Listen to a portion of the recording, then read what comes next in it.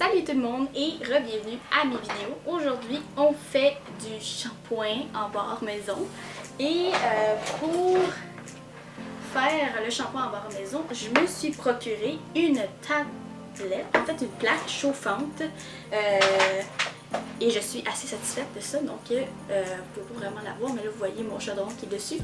Et en fait, quand on fait du shampoing en barre maison, il y a vraiment plusieurs éléments qu'il faut avoir avec soi, dont le SCI, l'argile gassoul, de l'huile d'olive ou peu importe quelle huile vous voulez, de l'huile de noix de coco, de l'avoine colloïdale. Moi pour ma part j'ai pris l'huile essentielle de pamplemousse rose. Il faut aussi de l'huile de cocoum et de l'eau déminéralisée. J'ai pris aussi du miel pour avoir la petite odeur de sucré aussi quand je me lave les cheveux, j'aime ça. Et sinon, à part de ça, c'est pas mal tout ce qu'on a de besoin pour faire notre shampoing en barre. Donc les étapes une à une, c'est vraiment d'avoir 3 plats avec des ingrédients différents dans chacun. Donc dans celui-là, ici, mon premier plat que vous pouvez voir ici. Donc en fait, lui, ça contient du SCI, du miel et l'eau déminéralisée.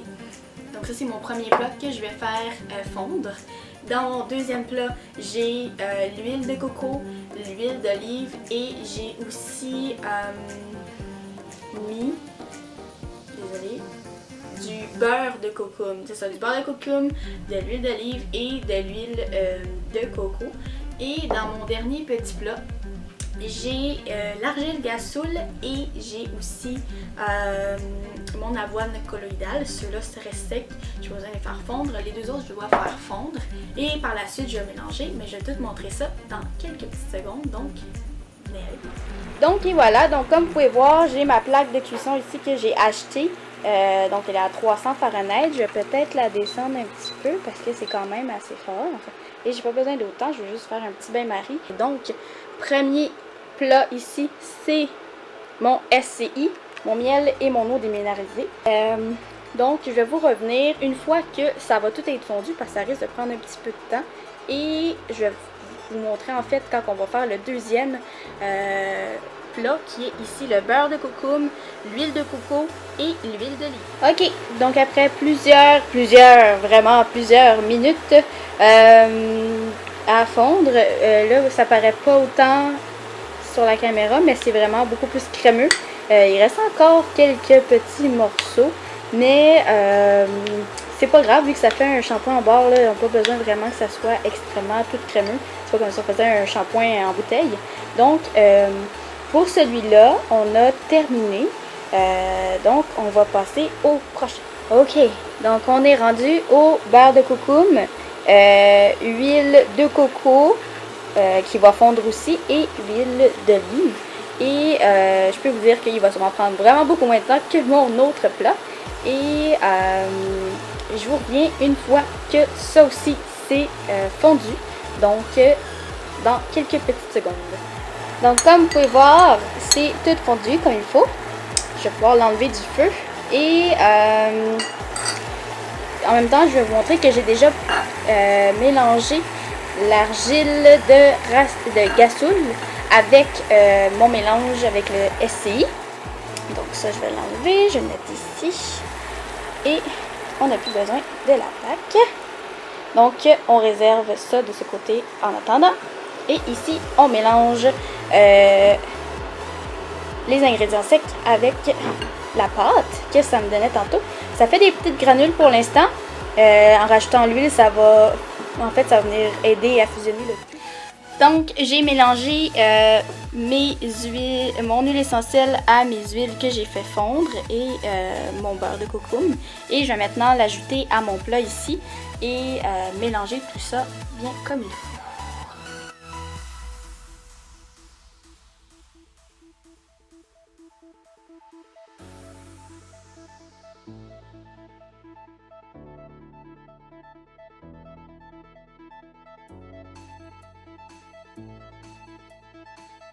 Donc le résultat final, vous pouvez voir dans le résultat final que ça fait vraiment une pâte.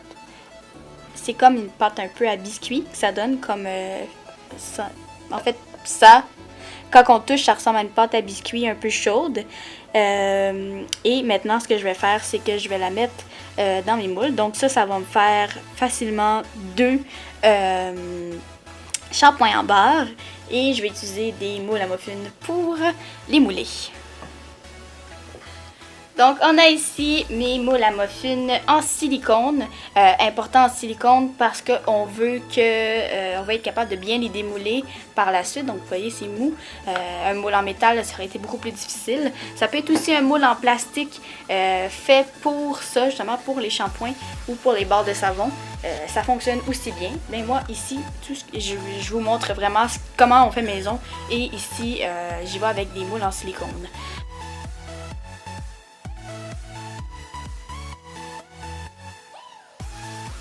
Et c'est important de noter aussi qu'il faut que ça soit vraiment bien sec avant de démouler le shampoing.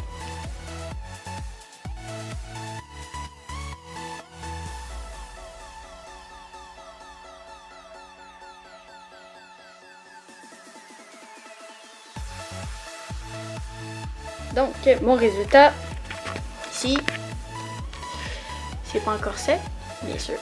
Mais comme je disais, il faut vraiment attendre que ça soit bien sec avant de démouler, sinon ça va se défaire en morceaux et c'est pas ça qu'on veut.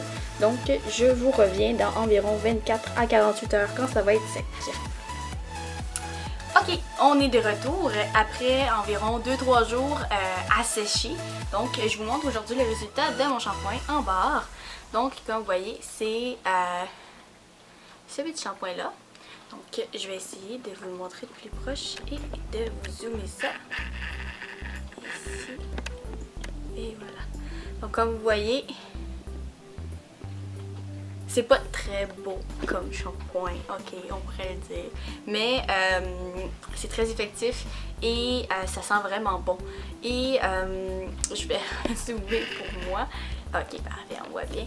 Et donc, c'est ça. Donc, ça m'a donné 2 shampoings de ce format-là. Donc, je vais vous montrer le deuxième aussi.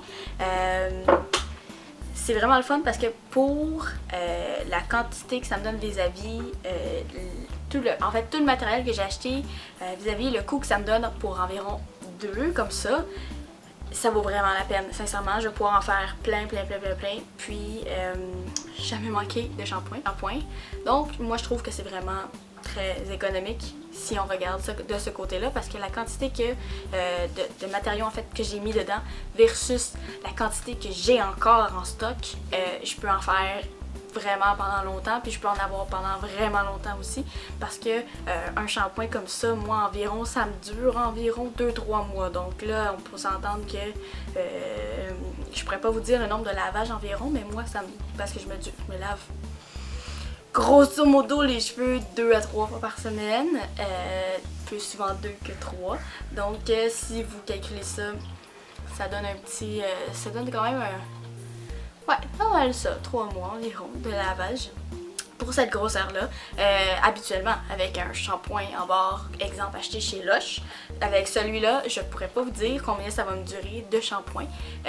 Ça devrait être grosso modo la même chose, considérant que mon cheveu est quand même assez fin et ondulé, donc je veux garder cette ondulation-là dans mes cheveux et je veux aussi qu'il reste en fait d'apparence pas grasse, là, parce que ça arrive souvent que l'apparence grasse apparaissent quand même rapidement dépendamment du shampoing. Je trouve que avec les shampoings en barre, ça apparaît moins vite qu'avec les shampoings en bouteille. Avec les shampoings en bouteille, je me lave plus souvent les cheveux. Je sais pas pourquoi, mais bon. En tout cas, là, ces ingrédients-là, je sais ce que j'ai mis dedans et je sais ce que je vais mettre sur ma tête. Donc, je suis quand même beaucoup plus... sincèrement, je me suis beaucoup plus sécure avec cette idée-là de faire mes produits maison comme ça. Et c'est pas mal pour ça, pour aujourd'hui, pour notre vidéo. Prochaine vidéo, on fait des chandelles maison, donc faut pas manquer ça, guys. Ça va vraiment être intéressant parce que j'ai vraiment un petit fait pour les chandelles. J'en ai fait pendant mon certificat à l'université avant d'aller faire mon bac en urbanisme. Donc, je peux vous dire que c'était vraiment le fun, sauf que cette fois-ci, je ne ferai pas des sculptures en chandelles, je vais faire des chandelles régulières dans des pots. Et montrer grosso modo le processus, les températures qu'il faut avoir aussi pour faire fondre la cire sans que ça ait d'effet. En fait, quand on rajoute après ça l'odeur, il y a certaines températures qu'il faut respecter. Donc, je vous montre tout ça dans ma prochaine vidéo. Et sur ce, je vous dis à la prochaine!